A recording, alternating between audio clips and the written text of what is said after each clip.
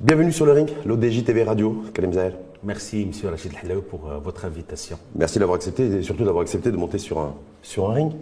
Avec plaisir. Merci à vous. Je rappelle, Karim Zahel, que vous êtes président de la Fédération marocaine des acteurs de la santé et que vous êtes le CEO de Gigalab. Oui, exactement. Je suis président de la Fédération marocaine des acteurs de santé, qui est un nouveau-né pour développer le secteur des dispositifs médicaux au Maroc, parce qu'aujourd'hui, le Maroc est bien positionné sur tous les secteurs, les dispositifs médicaux. Et justement, ça sera l'intérêt et tout l'intérêt de ce ring avec vous, Karim Zahel. Je rappelle que Gigalab, c'est un laboratoire industriel, en tout cas unité industrielle, qui produit des dispositifs médicaux. Exactement, surtout les dispositifs médicaux in vitro diagnostic. In vitro diagnostic, vous nous direz d'ailleurs qu'est-ce que c'est qu'une in vitro diagnostic ultérieurement dans le débat. Débat en 3 rondes thématiques avec vous, Karim Zahel. Première ronde, l'industrie pharmaceutique est-elle plus stratégique que l'industrie médicale? Deuxième ronde, Made in Morocco, on en parle beaucoup. Est-ce que pour autant la production locale de dispositifs médicaux, est-ce qu'elle est importante ou elle est quasi nulle? Avec un point d'interrogation. Et enfin, 23e édition du Salon international Morocco médical qui va se dérouler en fin de semaine à El Jadida. Je crois que c'est 24, 25. 24, 25, 26. Mais un forum, mais pour quel objectif? Avec un point d'interrogation, on reviendra aussi là-dessus, sur les enjeux de cette 23e édition. Première ronde, l'industrie pharmaceutique est-elle plus stratégique, plus importante que l'industrie médicale? Alors, avant de vous répondre sur cette question, j'aimerais bien donner une petite définition sur le système de santé en général. Vous savez qu'aujourd'hui, lorsque Sa Majesté a donné ses orientations pour la refonte du système, et je parle très bien, il faut souligner ce mot de la refonte du système de santé, il y a 4 piliers du système de santé dans tout le monde. Alors, les piliers du système de santé, il y a d'abord les établissements des soins médicaux, quel que soit privé et public, CHU, voilà, hôpitaux, etc. Ça, c'est l'infra. Voilà. Il y a les établissements de formation médicale et paramédicale. Bien sûr, on ne peut pas avoir des hôpitaux sans avoir le capital humain. Donc, la formation se fait dans les établissements. Donc, les facultés de médecine, exactement, privés et publics. Troisième, il y a les organismes de couverture sociale. Ça, c'est important. Et quatrième, il y a l'industrie médicale. Donc l'industrie médicale parmi les 4 piliers du système de santé. Est-ce que l'industrie médicale, parce qu'on parle beaucoup de l'industrie pharmaceutique, c'est-à-dire une unité industrielle qui produit et fabrique du médicament chez nous, en tout cas au Maroc, mais on parle rarement, voire jamais de l'industrie médicale. Est-ce qu'aujourd'hui, l'industrie pharmaceutique, du coup, c'est le moteur du secteur de la santé chez nous? Malheureusement, il y a beaucoup de gens qui font la confusion entre et rentrent les dispositifs médicaux dans l'industrie pharmaceutique. Or que l'industrie médicale, dans tous les pays développés, dans tous les pays du monde, elle est distinguée de 2 secteurs. Il y a l'industrie pharmaceutique et il y a l'industrie des produits de santé. Ça veut dire les produits de santé. Et il y a ce qu'on appelle les dispositifs médicaux, et il y a les dispositifs médicaux in vitro diagnostic, ce sont les tests laboratoires, et il y a cosmétiques et compléments alimentaires. Et ça, tout ça constitue les produits de santé. D'accord? Aujourd'hui, alhamdoulilah, au Maroc, il y a 2 fédérations. Il y a la fédération de l'industrie pharmaceutique et il y a la fédération des produits de santé. Mais aujourd'hui, celle qui est connue, en tout cas du grand public, c'est l'industrie pharmaceutique qui produit du médicament. Pourquoi? Celle qui produit des seringues ou celle qui produit des tests et autres, ou des gants, des gants médicaux, on est bien d'accord? On en parle beaucoup moins. Exactement. Pour autant, on en consomme pratiquement autant que les médicaments. Mais bien sûr, maintenant c'est le rôle de la fédération. La fédération est de faire la promotion et encourager la production et la fabrication des dispositifs. Aujourd'hui, bien sûr, pourquoi l'industrie pharmaceutique a connu ce développement? Parce que ça fait 60 ans qu'il existe. Dans l'industrie au Maroc, c'est pourquoi maintenant, quand même, ils ont arrivé à un pourcentage important de fabrication des produits de santé. Mais la question qu'il faut poser, pourquoi? Ce n'est pas pourquoi les dispositifs médicaux aujourd'hui ils sont moins fabriqués au Maroc, mais pourquoi l'industrie pharmaceutique maintenant est très importante. Tout simplement, vous savez que pour développer un secteur, il faut avoir un dispositif réglementaire. Aujourd'hui, le dispositif réglementaire pour le pharmacien, il est favorable. Je vous donne un exemple. Aucune société aujourd'hui n'a le droit d'importer un médicament. Pour importer un médicament au Maroc, il faut au moins fabriquer 1 ou 2 médicaments. Et puis, vous pouvez importer Ouais, Alors, pour terminer, c'est très important. Pour l'industrie du dispositif médical, est-ce qu'il n'y a pas de cadre réglementaire aujourd'hui?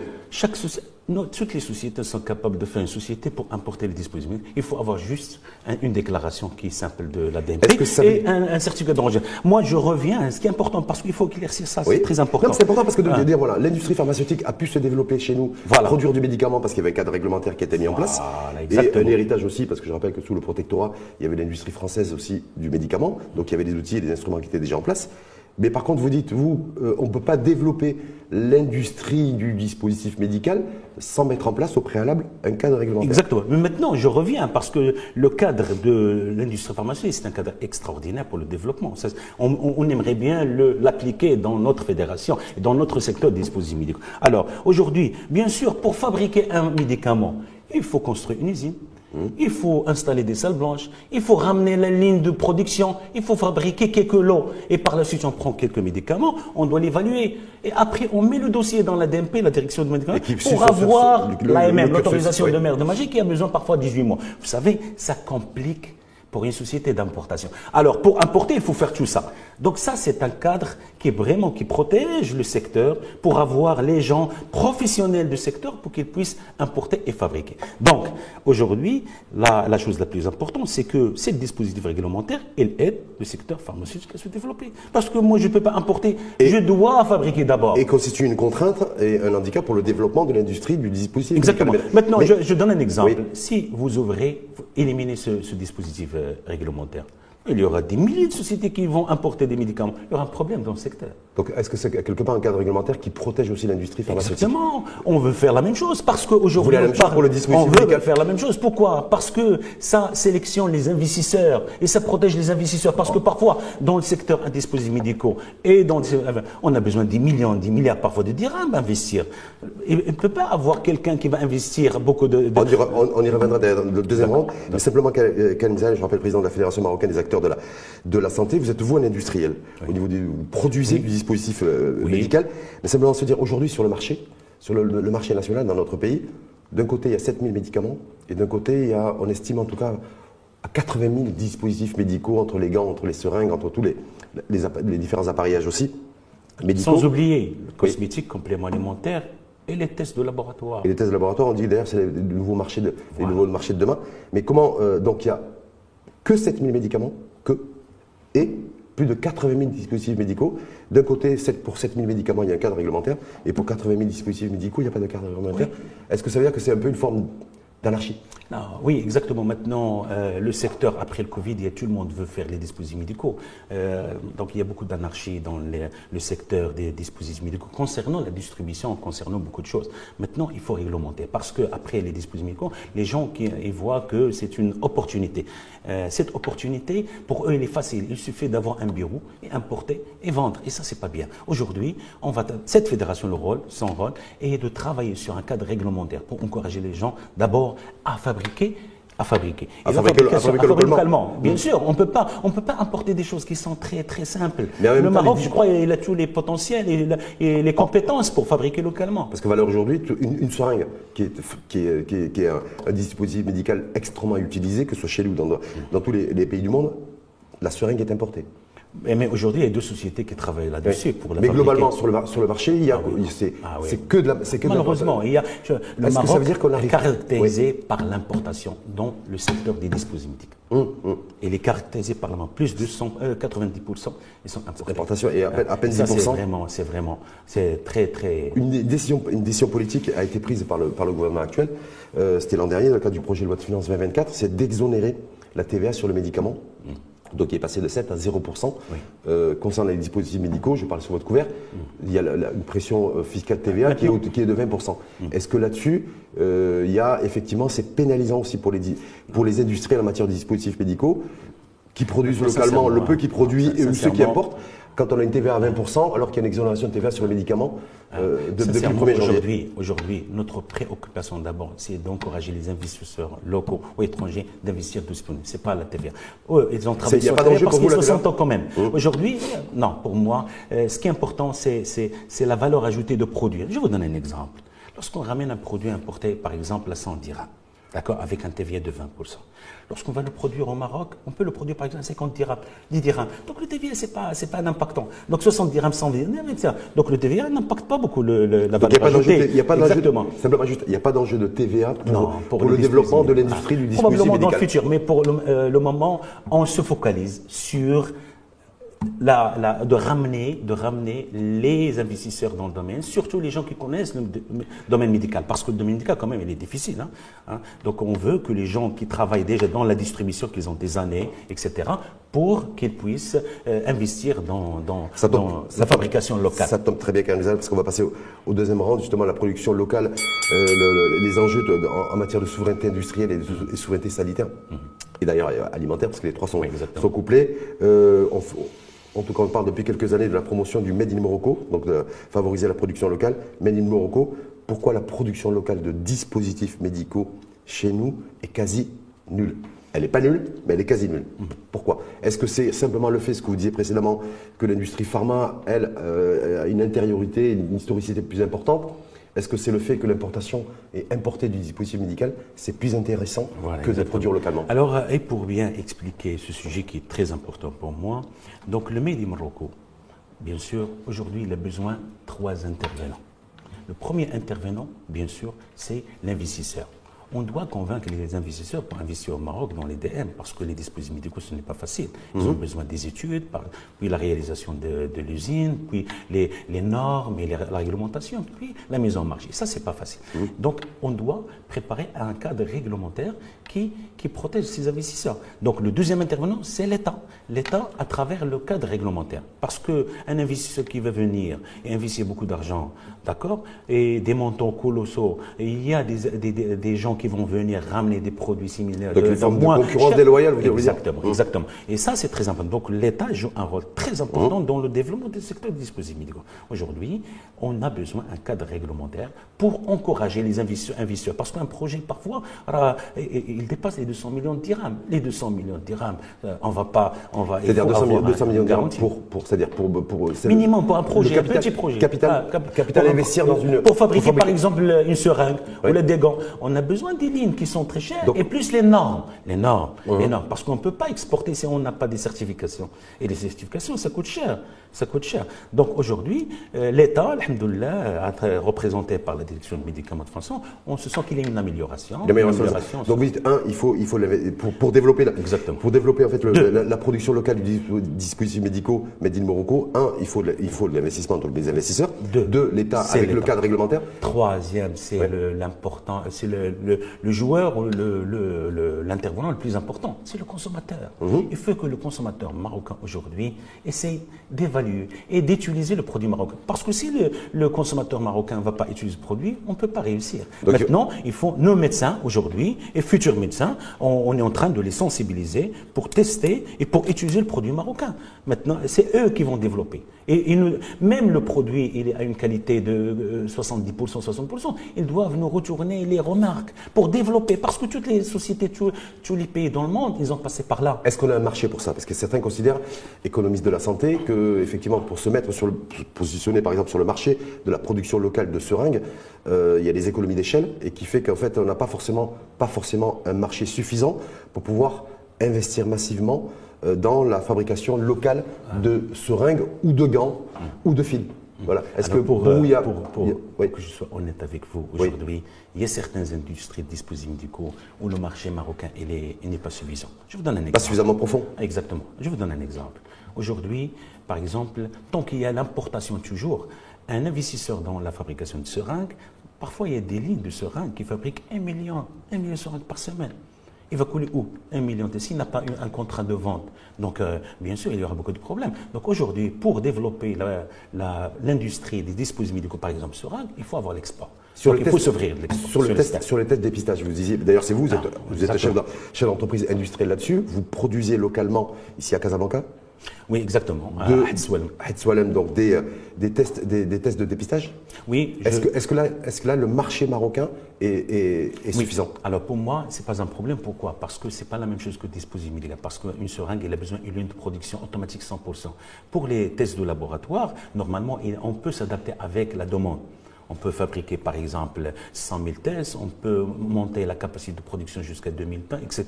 Donc pourquoi? Parce qu'il y a des techniques manuelles, semi-manuelles dans la fabrication des tests. Et ça, c'est très important. Ça veut dire qu'on peut s'adapter qu'avec le marché marocain, comme on peut augmenter la capacité de production pour exporter les tests. En tout cas, ça, c'est une... Il y a un modèle économique pour les tests de dépistage. Exactement, bien sûr. Mais vous dites que sur d'autres dispositifs médicaux, il n'y a pas forcément de Exactement, ça dépend du marché. dispositif médical. Voilà. Pour les gants, moi je ne peux pas, j'ai une lune qui fabrique par exemple 500 000 gants par jour, donc je dois avoir un marché. D'accord. Valeur aujourd'hui, on a un ratio 90% des dispositifs médicaux sont importés et à peu près maximum 10% sont fabriqués localement. Est-ce que là, selon vous, quand on voit le marché mondial des dispositifs médicaux, il est en pleine croissance. Oui. On parle même de croissance à deux chiffres sur la plupart des dispositifs médicaux. Est-ce qu'il y a des places et des espaces marchés à prendre et réduire progressivement l'importation? Oui, exact. Alors, et pour vous expliquer une chose qui est très importante, dans l'industrie, il y a plusieurs étapes d'industrie. D'accord. Il y a des gens qui font l'emballage, il y a des gens qui font l'assemblage, il y a des gens qui font, par exemple, même des étapes avancées. Donc maintenant, même s'il y a des sociétés qui font les étapes primaires de l'industrie, ça c'est très important. Mais ce qui est important aujourd'hui, c'est d'avoir une marque marocaine. Et par la suite, selon la demande, on peut monter dans le taux d'intégration. C'est ça ce qu'on doit comprendre aujourd'hui. Parce que si on va demander dès le départ avoir un taux d'intégration très élevé, on ne va pas y arriver. C'est exactement la même chose lorsqu'on parle. Pour produire un produit, il faut avoir de développement et de recherche. Un produit issu de R&D, complètement. R&D, on va attendre des années, des années. Maintenant, oui. Moi, mon idée, et l'idée des pays que nous avons, comme la Chine et la Corée du Sud, ils ont commencé par l'assemblage. L'assemblage, et puis on développe petit à petit, on monte en chaîne. Voilà. Ce qui s'est passé depuis quelques années au niveau du secteur automobile chez nous, ou d'ailleurs également le secteur aéronautique, est-ce que c'est possible concrètement, selon vous, concernant l'industrie du dispositif médical? Est-ce qu'il est possible de franchir comme ça les mêmes paliers et les mêmes escaliers? Moi, je peux vous surprendre. Aujourd'hui, il y a un grand marché des dispositifs médicaux. Il faut juste un dispositif réglementaire. Et l'investisseur est prêt? Mais bien sûr, tout le monde maintenant il cherche. Il y a beaucoup de sociétés au Maroc et il y a des investisseurs étrangers qui cherchent des sociétés au Maroc. Mais malheureusement, ils trouvent que ces sociétés ne fabriquent pas beaucoup. Hein. D'accord. C'est pourquoi aujourd'hui, le marché est ouvert. Tout le monde veut investir dans ce domaine, mais on a besoin d'un cadre réglementaire. Pourquoi? Parce que si on compare, par exemple, un distributeur peut avoir, par exemple, un bureau, un bon de commande, il va livrer, importer et livrer. Par contre, une industrie, il a besoin d'abord des études. Il a besoin de construire une usine, il a besoin des normes, et puis avoir le produit. Donc, ça, il prend beaucoup de risques par rapport au distributeur. Donc, il faut donner la valeur à ce monsieur. Surtout aujourd'hui. Beaucoup plus valoriser celui qui prend les risques et qui investit que celui qui apporte. Surtout aujourd'hui, le Maroc, il est bien positionné dans le monde et en Afrique, comme d'autres domaines. Pourquoi pas les dispositifs médicaux? Est-ce que les dispositifs sont moins importants que les voitures? J'imagine non. D'accord, donc voiture ou médicament ou dispositif médical, c'est la même chose. Troisième round. On est à la veille de ce 23e édition du Forum international de la santé morocco-médicale qui va se dérouler à Jadida sur 3 jours.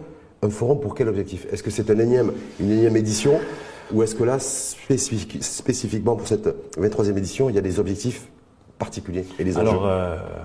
Alors, une chose qui est très importante aujourd'hui, que notre fédération marocaine des acteurs de la santé, c'est un partenaire d'organisation. Ça veut dire qu'on participe dans l'organisation. Alors, bien sûr, ce salon, d'abord, il est sous le haut patronage de Mohamed VI, le roi Mohamed VI, Allah Yansur. Ça, c'est la première chose. Sous l'égide de 3 ministères. Troisième chose, il y a 6 délégations. Sous l'égide de 3 ministères. Quel ministère? Donc, il y a le ministère de la Santé, de l'Industrie et de l'Enseignement supérieur. Donc, les 3 ministres seront présents pour l'inauguration, pour le lancement de cette 23e édition, d'accord? Alors, il y aura 6 délégations étrangères, internationales, qui vont venir officiellement pour ce salon. C'est pourquoi ces délégations, parfois, c'est pourquoi je parle de produits marocains.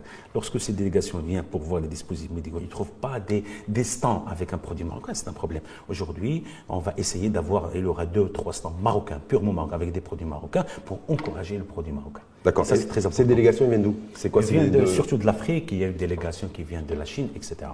D'accord. Ils viennent pour voir un petit peu éventuellement s'il y a des potentialités en matière d'investissement, des potentialités de partenariat avec des acteurs locaux, c'est ça? Exactement, c'est ça.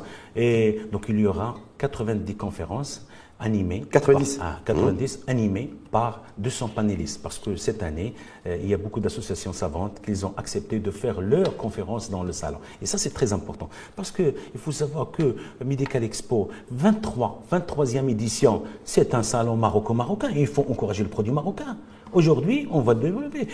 Moi, par exemple, lorsqu'on visite Medica Düsseldorf, il y a Arab Health. Pourquoi pas ne pas faire Maghreb Health au Maroc pour rassembler tous les Africains le monde et le travailler. Et je crois que l'État peut jouer un rôle très important pour l'évolution de ce salon. En tout cas, par rapport à la thématique de cette 23e édition du Medical Expo, c'est autour de la digitalisation et de l'intelligence artificielle dans la pratique médicale. Exactement. Est-ce que là aussi, l'intelligence artificielle, la digitalisation, est-ce que c'est un sujet, un vrai sujet chez les industriels comme vous, du dispositif médical? Oui, bien sûr, c'est un très grand jeu parce que la digitalisation dans la pratique médicale aujourd'hui, elle est importante parce que je donne un simple exemple. L'enregistrement, le cadre réglementaire aujourd'hui, la direction de médicaments de France est en train de travailler pour avoir l'enregistrement en ligne. Et ça, on va gagner beaucoup de temps. Que ce soit pour le médicament, que ce soit pour les dispositifs médicaux, pour les deux. Et ça, c'est vraiment un pas très avancé par le ministère de la Santé et de la Protection sociale. Aussi, aujourd'hui, il y aura, dans ce cadre, il y aura toutes les facultés du Maroc dans ce salon pour parler de ce sujet de l'intelligence artificielle et de la digitalisation. Il y aura par exemple il y aura des cadres centraux du ministère de la Santé. Donc ce salon, il va rassembler tous les acteurs publics et privés, pour bien sûr participer au rayonnement du salon. Parce que moi, je parle toujours sur le produit marocain. C'est un salon maroco-marocain. On doit le développer pour être demain comme Arab Health. Parce que Arab Health, aujourd'hui, vraiment, il est en train de prendre, de tirer le tapis de Medica Düsseldorf. Est-ce qu'en même temps, dans cette 23e édition donc du salon Medical Expo, est-ce que le dispositif médical industrialisé et produit localement, est-ce qu'il va être central dans cette 23e édition? Moi, pour être honnête, non, parce que voilà, le titre du salon, le sujet le plus important, c'est la digitalisation et l'intelligence. Mais nous, on va essayer de focaliser sur certaines sociétés qui vont présenter leurs produits made in Morocco. Il y aura un minimum 7 ou 10 sociétés pour présenter leurs produits. On va focaliser.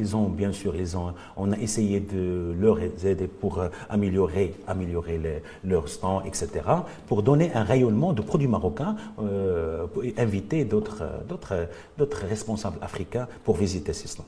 En tout cas, donc, ça sera autour de la digitalisation, de l'intelligence artificielle dans la pratique médicale. Exactement. Mais vous dites, nous, on va tout faire aussi pour faire en sorte que de positionner l'industrie, la production locale de dispositifs médicaux. Exactement. Mon autre question, c'est la préférence nationale. Est-ce que c'est un sujet aussi pour vous, Karim Zahel, en tant qu'industriel, opérateur économique et en tant que président de la Fédération marocaine des acteurs de la santé? Oui, la préférence, aujourd'hui, il constitue un problème. Pourquoi? Parce que selon le cadre et la loi de cadre, la préférence nationale, ça veut dire une société qui a un bureau au Maroc. Aujourd'hui, on veut pousser ça pour avoir la préférence pour un produit fabriqué au Maroc, une marque marocaine. Il faut qu'on travaille aussi. On a parlé avec M. le ministre, parce que M.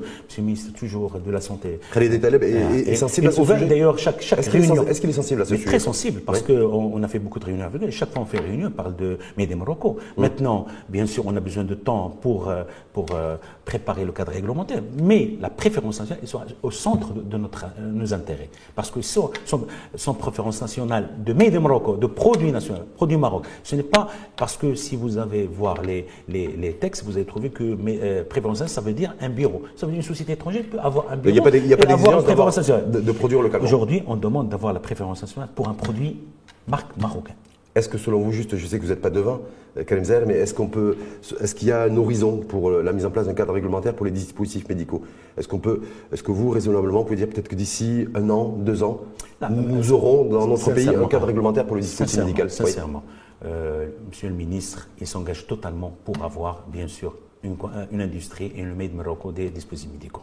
Mais c'est à nous aussi, en tant qu'acteurs industriels au Maroc, qui doit participer. Parce que si demain on n'a pas les investisseurs, comment on va faire ça? Donc tout le monde doit participer pour faire réussir ce développement d'industrie visuelle et surtout le consommateur. Je parle très très bien, j'insiste sur le consommateur. Il faut que le consommateur doit avoir l'habilité, avoir la disponibilité pour tester un produit marocain. Et développer sa sensibilité, encore faut-il qu'il y ait une offre abondante aussi en matière de dispositifs médicaux. Exactement. Dernière question, la balle dans le camp de l'industrialisation du Made in Morocco niveau des dispositifs médicaux. Est-ce que le ballon et la balle est beaucoup plus dans le camp de Khalid Taleb, ministre en charge de la santé et de la protection sociale, ou aussi dans le camp de Riyad Mzour, ministre en charge du commerce et de l'industrie? Ça vous fait sourire? Le ballon, il est au centre. Il est au centre. Entre les trois intervenants, entre la fédération ou les acteurs de secteur, entre le ministre de l'industrie et du commerce et le ministre de la santé et de la protection sociale. Donc pour vous, ce n'est pas une manière de répondre en disant ballon centre, c'est qu'effectivement, vous considérez que en fait, tout le monde directement. Exactement. Merci à vous. C'est moi. Là, on a parlé de ballon, on a parlé de balle de foot, là, on est sur un ring. Oui. Donc merci en tout cas une fois de plus à vous, Karim Zahir. Et puis bonne chance pour la mise en place d'une industrie du dispositif médical avec le Made in Morocco. Merci beaucoup. Et pour avancer sur le terrain de la souveraineté sanitaire. Merci à vous. Merci. Cette émission est produite par l'ODJ Média en partenariat avec R212, la web radio de la diaspora marocaine. Vous pouvez la retrouver en replay sur la web radio TV Echo, Indeco, mais aussi en VOD et l'écouter sur toutes les plateformes de podcast. N'oubliez pas de vous abonner à notre chaîne pour être informé des prochaines émissions.